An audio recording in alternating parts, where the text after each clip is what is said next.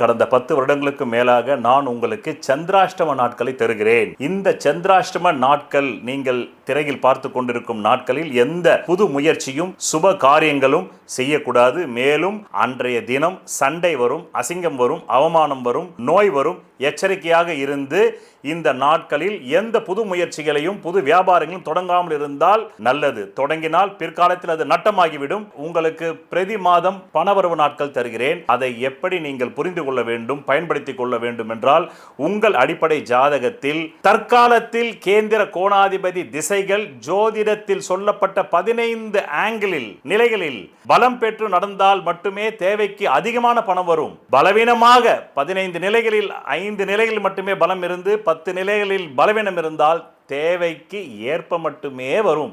அது கூட இல்லை என்றால் தேவைக்கு மிக மிக குறைவாக வரும். இந்த திசை இல்லாமல் வேறு எந்த திசை உங்கள் ஜாதகத்தில் நடந்தாலும். நன்றி, வணக்கம்.